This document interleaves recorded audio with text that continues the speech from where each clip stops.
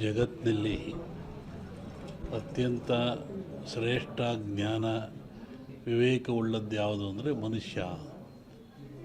ಮನುಷ್ಯನಿಗೆ ಬುದ್ಧಿಶಿ ಇದೆ, ಜ್ಞಾನ ಇದೆ, ತಿಳುವಳಿಕೆ ಇದೆ ಅಂತ ಹೇಳ್ತಾರೆ. ಅಂಥ ಮನುಷ್ಯ ಆಗಾಗ ಅಜ್ಞಾನಕ್ಕೊಳಪಟ್ಟರೆ, ಅವಿವೇಕಕ್ಕೊಳಪಟ್ಟರೆ, ತನ್ನ ಆಚಾರ ವಿಚಾರಗಳನ್ನು ಕಳ್ಕೊಂಡ್ರೆ ಅಂತಹ ಮನುಷ್ಯ ಎಚ್ಚರಿಕೆಗಾಗಿ ಜಗತ್ತಿನಲ್ಲಿ ಕಾಲದಿಂದ ಅನೇಕ ರೋಗಗಳು ಬರ್ತಾ ಇದ್ದಾವೆ, ಕಾಯಿಲೆಗಳು ಬರ್ತಾ ಇದ್ದಾವೆ. ಈ ಬರುವಂಥ ಕಾಯಿಲೆಗಳು ಮನುಷ್ಯನಿಗೆ ತಿಳುವಳಿಕೆ, ಜ್ಞಾನ, ವಿವೇಕ ಮೂಡಿಸ್ತಕ್ಕಂಥದ್ದು. ಹಾಗೆ ಈಗಲೂ ಬಂದಿರತಕ್ಕಂಥದ್ದು ಕೊರೋನಾ ಅಂತೇಳಿ. ಈ ಕೊರೋನಾ ಎನ್ನತಕ್ಕಂಥ ಕಾಯಿಲೆ ಇದೇನು ಹೊಸ್ತೇನಲ್ಲ, ಇದು ಹಳೆಯ ಕಾಯಿಲೆ. ಹಿಂದಿನ ಕಾಲದಿಂದಲೂ ಜನರಲ್ಲಿ ಗಂಟ್ಲು ಬೇನೆ, ಗಂಟಲು ರೋಗ ಅಂತ ಕರಿತಾಯಿದ್ರು. ಅದು ಬಂದದ್ದು 2 ದಿನಕ್ಕೆ ಸತ್ತೋಗ್ತಾ ಇದ್ದು ಮನುಷ್ಯ. ಶ್ವಾಸಕೋಶಕ್ಕೆ, ಗಂಟ್ಲಿಗೆ ಬರುವಂಥ ಕಾಯಿಲೆ. ಇದು ಯಾತ್ರಿಂದ ಬರುತ್ತೆ ಅಂತ ನಾವು ಸ್ವಲ್ಪ ಯೋಚನೆ ಮಾಡಿದರೆ, ಸ್ವಚ್ಛತೆಯನ್ನು ಮನುಷ್ಯ ಕಳ್ಕೊಳ್ತಾ ಇದ್ದಾನೆ. ಆರೋಗ್ಯ ಅಂದರೆ ಸ್ವಚ್ಛತೆ ಅಂತ. ಆ ಕಳ್ಕೊಳ್ಳೋದ್ರಿಂದ, ಸ್ವಚ್ಛತೆ ಶುದ್ಧ ಇದರಿಂದ ಮನೆಯಲ್ಲಿ, ಹೊರಗೆ, ಒಳಗೆ ಎಲ್ಲ ಕಡೆ ಕಳ್ಕೊಂಡ್ರೆ ಕಾಯಿಲೆ ಬೆನ್ನಿಡ್ತಾ ಇದೆ. ಇಂತಹ ಕಾಯಿಲೆ ಇದು ಘೋರವಾಗಿರ್ತಕ್ಕಂಥ ಕಾಯಿಲೆ. ಕೇವಲ 1 ಗ್ರಾಮ್ ತೂಕ ಇರತಕ್ಕಂಥ ಕಾಯಿಲೆ ಇದು ಜಗತ್ತನ್ನೇ ಎದುರಿಸ್ತಾ ಇದೆ. ಮನುಕುಲಕ್ಕೆ ಇದು ಮಾರಕವಾಗಿದೆ. ಇದು ಮುಂದೆ ಇನ್ನೂ ಹೆಚ್ಚಾದ ಲಕ್ಷಣಗಳು ಭಾಳ ಇದ್ದಾವೆ ಜಗತ್ತಿನಾದ್ಯಂತ. ನಾನು ಹಿಂದೆ ಒಂದು ಹೇಳಿದ್ದೆ, ಸಿರಿವಂತ ಮಗನುಟ್ಟಿ ಆಳುವನು ಮುನಿಪುರವ, ಯುದ್ಧವಿಲ್ಲದೆ ಮಡಿಯ ಪುರವಲ್ಲ ಕೂಳಾದೀತು. ಸಿರಿವಂತ ಮಗನುಟ್ಟಿ ಆಳುವನು ಮುನಿಪುರವ. ಮುನಿಪುರ ಅಂದರೆ ಅಮೇರಿಕಾ ದೇಶವನ್ನು ಸನ್ಯಾಸಿ ಊರು ಅಂತ ಕರೀತಾರೆ. ವಿಷ್ಣು ವಾಮಾವತಾರದಲ್ಲಿ ಅಲ್ಲಿ ಅವನು ಭೂಮಿ ತುಳಿದಿದ್ದು, ಸಂಪದ್ಭರಿತ ರಾಜ. ಅದು ಸನ್ಯಾಸಿಗೆ ದಾನ ಕೊಟ್ಟದ್ದು. ಅದನ್ನು ಮುನಿಪುರ ಅಂದರು. ಆ ಮುನಿಪುರ ಒಬ್ಬ ಸಿರಿವಂತ ಹುಟ್ಟಿ ಆಳ್ತಾನೆ. ಡೊನಾಲ್ಡ್ ಯಾರ ಮನೆ ಹೋದ್ನಲ್ಲ, ವಿತೌಟ್ ಬ್ಯಾಟರ್ ಜಗತ್ತು ಹಾಳಾಗಿ ಹೋಗ್ತದೆ ಅಂತ. ಹಾಗೆ ಅವನ ಕಡೆ ದಿನಗಳಲ್ಲಿ ಮಳೆಗಳು, ಬೆಳೆಗಳು ನಾಶವಾಯಿತು. ಕೊರೋನಾ ಜಾಸ್ತಿ, ಇನ್ನೂ ಜಾಸ್ತಿ ಆಗ್ತಾಯಿದೆ. ಅಂಥ ಒಂದು ಕಾಲಜ್ಞಾನದ ಸೂಚನೆ ಅದು. ಆ ದೃಷ್ಟಿಯಿಂದ ನಮ್ಮ ಈ ನಾಡಿಗೆ ನಾವು ಬರೋದಾದರೆ ಇದು ಇನ್ನೂ ಜನವರಿ, ಫೆಬ್ರವರಿ ಹೇಳಕ್ಕೆ ಬರೋದಿಲ್ಲ. ನಾನು ಮೊನ್ನೆ ಹೇಳಿದ್ದಲ್ಲಿ ನಿಮ್ಮ ಇದರಲ್ಲಿ ಕಾರ್ತೀಕ ಮತ್ತು ಆಶ್ವೀಜದಲ್ಲಿ ಹಳ್ಳಿಗಳಲ್ಲಿ ಹೆಚ್ಚಾಗ್ತದೆ ಕಾಯಿಲೆ ಇದು ಅಂತ, ಹೆಚ್ಚಾಗ್ತಾ ಇದೆ. ಆಮೇಲೆ ಇನ್ನೂ ಮಳೆ ಬರೋ ಲಕ್ಷಣಗಳು ಭಾಳ ಇದ್ದಾವೆ. ಜನಗಳಲ್ಲಿ ಅಶಾಂತಿ ಆಗ್ತಕ್ಕಂಥದ್ದು ಲಕ್ಷಣಗಳಿದ್ದಾವೆ. ಏನು ಯುಗಾದಿ ಮೇಲೆ ಇದನ್ನು ನಿರ್ಣಯಿಸಬೇಕು ಏನು ಅಂತ. ನೆಕ್ಸ್ಟು ಇನ್ನೊಂದು ಸೆಕೆಂಡ್ ಟೈಪ್ ಇದೇ ಟರ್ನ್ ಆಗ್ತಾಯಿದೆ. ಟರ್ನ್ ಅಂದರೆ ಕಾಯಿಲೆ ವಾಯು ಬಗ್ಗೆ ಬರುವಂಥದ್ದು. ಈ ಕೊರೋನಾ ವಾಯುವಿಂದ ಬರೋದಲ್ಲ, ವಾಯು ಮಾಧ್ಯಮ ಅಲ್ಲ ಇದಕ್ಕೆ. ಕೊರೋನಾ ತೂಕವಾಗಿರುತ್ತಿದ್ದು, ತೂಕವಾಗಿರೋದ್ರಿಂದ ಕೆಮ್ಮಿದರೆ, ಕೆಕ್ಕಿಸಿದರೆ, ಉಗಿದ್ರೆ ಕಫ ಬಂದು ಆ ಕಫ ನಮ್ಮಲ್ಲಿ ಬರ್ತದೆ, ವೈರಸ್ ಅಂತ. ಈಗ ನೆಕ್ಸ್ಟ್ ಇದು ಇನ್ನೊಂದು ಸ್ಟೆಪ್ ಏನು, ವಾಯು ಗಾಳಿಯಿಂದ ಬರುವಂಥದ್ದು. ಅದು ಬಂದು ಮಾನಸಿಕ ವಾಸ್ತೆ ತರುವಂಥ ಕಾಯಿಲೆ ಇದೆ. ಅದ್ರ ಬಗ್ಗೆ ಇನ್ನೂ ಒಂದು 2-3 ತಿಂಗಳು ಕಳೀಬೇಕು ಅದರಲ್ಲಿ. ಅದು ಒಟ್ಟು ಮನುಷ್ಯ ಎಚ್ಚರವಾಗಿದ್ದು ಆರೋಗ್ಯ ಕಾಪಾಡ್ಕೊಂಡು ಸ್ವಚ್ಛತೆಯನ್ನು ಕಾಪಾಡ್ಕೋಬೇಕು ಮನುಷ್ಯ. ಅವ ನೈರ್ಮಲ್ಯವನ್ನು ಕಾಪಾಡ್ಕೋಬೇಕು. ಅದು ಭಾಳ ಮುಖ್ಯವಾದ್ದು. ನಾವೇನು ಹೇಳಕ್ಕೆ ಅದ್ರ ಬಗ್ಗೆ ಅದು ಹಾಗೇನಿಲ್ಲ. ಮೊನ್ನೆ ಗ್ರಹಣಗಳು ಎಲ್ಲ ಬಂತಲ್ಲ, ಇದು ಭಾರತ ಕಂಡ ಜಗತ್ತಿನಾದ್ಯಂತ ಇದ್ರ ಭವಿಷ್ಯ ಅಂದರೆ ರಾಜಕೀಯ ವಿಪ್ಲವ ಅಂತದೆ. ಅಮೇರಿಕಾದಲ್ಲಾಯಿತು, ಮತ್ತು ಎಲ್ಲ ಕಡೆ ಆಗ್ತಾ ಇದೆಯಲ್ಲ.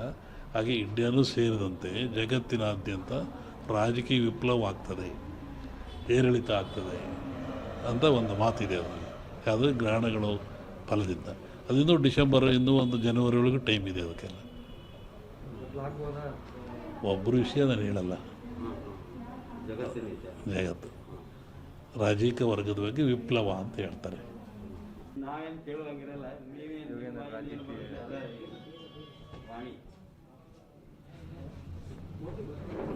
ಜಗತ್ತಿನಲ್ಲಿ ಅತ್ಯಂತ ಶ್ರೇಷ್ಠ ಜ್ಞಾನ ವಿವೇಕವುಳ್ಳದ್ದು ಯಾವುದು ಅಂದರೆ ಮನುಷ್ಯನಿಗೆ ಬುದ್ಧಿಶಿ ಇದೆ, ಜ್ಞಾನ ಇದೆ, ತಿಳುವಳಿಕೆ ಇದೆ ಅಂತ ಹೇಳ್ತಾರೆ. ಅಂಥ ಮನುಷ್ಯ ಆಗಾಗ ಅಜ್ಞಾನಕ್ಕೊಳಪಟ್ಟರೆ, ಅವಿವೇಕಕ್ಕೊಳಪಟ್ಟರೆ, ತನ್ನ ಆಚಾರ ವಿಚಾರಗಳನ್ನು ಕಳ್ಕೊಂಡ್ರೆ ಅಂತಹ ಮನುಷ್ಯ ಎಚ್ಚರಿಕೆಗಾಗಿ ಜಗತ್ತಿನಲ್ಲಿ ಕಾಲದಿಂದ ಅನೇಕ ರೋಗಗಳು ಬರ್ತಾ ಇದ್ದಾವೆ, ಕಾಯಿಲೆಗಳು ಬರ್ತಾ ಇದ್ದಾವೆ. ಈ ಬರುವಂಥ ಕಾಯಿಲೆಗಳು ಮನುಷ್ಯನಿಗೆ ತಿಳುವಳಿಕೆ, ಜ್ಞಾನ, ವಿವೇಕ ಮೂಡಿಸ್ತಕ್ಕಂಥದ್ದು. ಹಾಗೆ ಈಗಲೂ ಬಂದಿರತಕ್ಕಂಥದ್ದು ಕೊರೋನಾ ಅಂತೇಳಿ. ಈ ಕೊರೋನಾ ಎನ್ನತಕ್ಕಂಥ ಕಾಯಿಲೆ ಇದೇನು ಹೊಸ್ತೇನಲ್ಲ, ಇದು ಹಳೆಯ ಕಾಯಿಲೆ. ಹಿಂದಿನ ಕಾಲದಿಂದಲೂ ಜನರಲ್ಲಿ ಗಂಟ್ಲು ಬೇನೆ, ಗಂಟಲು ರೋಗ ಅಂತ ಕರಿತಾಯಿದ್ರು. ಅದು ಬಂದದ್ದು 2 ದಿನಕ್ಕೆ ಸತ್ತೋಗ್ತಾ ಇದ್ದು ಮನುಷ್ಯ. ಶ್ವಾಸಕೋಶಕ್ಕೆ ಗಂಟ್ಲಿಗೆ ಬರುವಂಥ ಕಾಯಿಲೆ. ಇದು ಯಾತ್ರಿಂದ ಬರುತ್ತೆ ಅಂತ ನಾವು ಸ್ವಲ್ಪ ಯೋಚನೆ ಮಾಡಿದರೆ, ಸ್ವಚ್ಛತೆಯನ್ನು ಮನುಷ್ಯ ಕಳ್ಕೊಳ್ತಾ ಇದ್ದಾನೆ. ಆರೋಗ್ಯ ಅಂದರೆ ಸ್ವಚ್ಛತೆ ಅಂತ. ಆ ಕಳ್ಕೊಳ್ಳೋದ್ರಿಂದ, ಸ್ವಚ್ಛತೆ ಶುದ್ಧ ಇದರಿಂದ ಮನೆಯಲ್ಲಿ, ಹೊರಗೆ, ಒಳಗೆ ಎಲ್ಲ ಕಡೆ ಕಳ್ಕೊಂಡ್ರೆ ಕಾಯಿಲೆ ಬೆನ್ನಿರ್ತಾ ಇದೆ. ಇಂತಹ ಕಾಯಿಲೆ ಇದು ಘೋರವಾಗಿರ್ತಕ್ಕಂಥ ಕಾಯಿಲೆ. ಕೇವಲ 1 ಗ್ರಾಮ್ ತೂಕ ಇರತಕ್ಕಂಥ ಕಾಯಿಲೆ. ಇದು ಜಗತ್ತನ್ನೇ ಎದುರಿಸ್ತಾ ಇದೆ. ಮನುಕುಲಕ್ಕೆ ಇದು ಮಾರಕವಾಗಿದೆ. ಇದು ಮುಂದೆ ಇನ್ನೂ ಹೆಚ್ಚಾಗೋ ಲಕ್ಷಣಗಳು ಭಾಳ ಇದ್ದಾವೆ ಜಗತ್ತಿನಾದ್ಯಂತ. ನಾನು ಹಿಂದೆ ಒಂದು ಹೇಳಿದ್ದೆ, ಸಿರಿವಂತ ಮಗನುಟ್ಟಿ ಆಳುವನು ಮುನಿಪುರವ, ಯುದ್ಧವಿಲ್ಲದೆ ಮಡಿಯ ಪುರವಲ್ಲ ಕೂಳಾದೀತು. ಸಿರಿವಂತ ಮಗನುಟ್ಟಿ ಆಳುವನು ಮುನಿಪುರವ.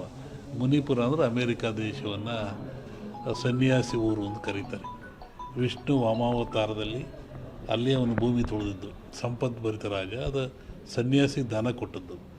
ಅದನ್ನು ಮುನಿಪುರ ಅಂದರು. ಆ ಮುನಿಪುರ ಒಬ್ಬ ಸಿರಿವಂತ ಹುಟ್ಟಿ ಆಳ್ತಾನೆ. ಡೊನಾಲ್ಡ್ ಟ್ರಂಪ್ ಮನೆ ಹೋದ.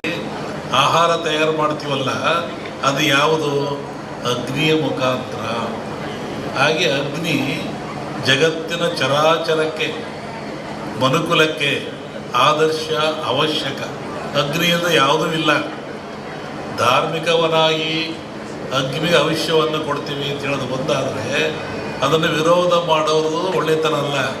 ಯಾಕೆ ವಿರೋಧ ಹೇಳಿದ್ರೆ, ಅಗ್ನಿಯೇ ಆಧಾರ ನಮಗೆ. ಅನ್ನ ಮಾಡಲಿಕ್ಕೆ, ಚಹಾ ಕುಡಿಲಿಕ್ಕೆ, ಒಂದು ರೊಟ್ಟಿ ಮಾಡಿಕೊಳ್ಳಲಿಕ್ಕೆ ಏನು ತಿನ್ನೋಕ್ಕೆ ಅಗ್ನಿ ಬೇಕು. ಅಗ್ನಿ ದೈವೋ ಭವ. ವೈಜ್ಞಾನಿಕವೂ ಅಗ್ನಿ ನಮಗೆ ಬೇಕಾಗ್ತಾನೆ. ಆನಂತರ ಕಟ್ಟಿಗೆಗಳು, ಹೊಸ್ವಿಯಕ್ಕ, ಮಾವು, ಮುತ್ತುಗ ಇವೆಲ್ಲ ಬರ್ತವೆ. ಒಂದೊಂದು ಗಿಡದಲ್ಲಿ ಒಂದೊಂದು ಶಕ್ತಿ ಇರ್ತದೆ, ಒಂದೊಂದು ಫಲವನ್ನು ಕೊಡ್ತವೆ. ಕಾಡಿನಲ್ಲಿ ಋಷಿಗಳು ಆಶ್ರಮದಲ್ಲಿ ಯಜ್ಞವನ್ನು ಮಾಡ್ತಾಯಿದ್ರು, ಹೋಮವನ್ನು ಮಾಡ್ತಾಯಿದ್ರು. ಅಂದರೆ ಆ ಧೂಮದಿಂದ, ಆ ಹೊಗೆಯಿಂದ ಪರಿಸರ ಶುದ್ಧವಾಗ್ತಾ ಇತ್ತು. ಮತ್ತೊಂದು ಒಳ್ಳೆ ಮಳೆ ಬೆಳೆಗಳು ಬರ್ತಾಯಿತ್ತು. ಕ್ರೂರವಾದ ಪ್ರಾಣಿಗಳು, ಕಾಡಿನಾಗ ಯಾರು ಇರ್ತಾರೆ? ಕ್ರೂರವಾದ ಪ್ರಾಣಿಗಳಿರ್ತವೆ. ಆ ಪ್ರಾಣಿಗಳು ಸಹಿತ ಮನುಷ್ಯನನ್ನು ಹಿಂಸೆ ಮಾಡಲ್ಲ. ಈ ಯಜ್ಞ ಮಾಡೋದ್ರಿಂದ, ಹೋಮ ಮಾಡೋದ್ರಿಂದ, ಆ ಬಂದ ಧೂಮದಿಂದ ಮನಸ್ಸು ಪರಿವರ್ತನೆಯಾಗಿ ಶಾಂತ ಸ್ವಭಾವಕ್ಕೆ ಬರ್ತವೆ. ಆವಾಗ ಮನುಷ್ಯನೊಂದಿಗೆ ಅವು ಸ್ನೇಹಿಗಳಾಗ್ತವೆ. ಅನೇಕ ಕಥೆಗಳನ್ನು ಕೇಳಿದ್ದೀವಿ. ಸ್ವಾಮಿಗಳಿದ್ದರು, ಅಲ್ಲಿ ಹುಲಿ ಬರ್ತಾಯಿತ್ತು, ಸಿಂಹ ಬರ್ತಾಯಿತ್ತು, ಹುಲಿ ಮೇಲೆ ಸ್ವಾಮಿಗಳು ಹೋಗ್ತಾಯಿದ್ರು. ಅಂದರೆ ಯಜ್ಞ ಯಾಗಾದಿಗಳ ಫಲದಿಂದ ಬರುವಂಥ ಹೋಮಾದಿಗಳ ಧೂಮದಿಂದ ಅವು ಮನಃಶಾಂತಿ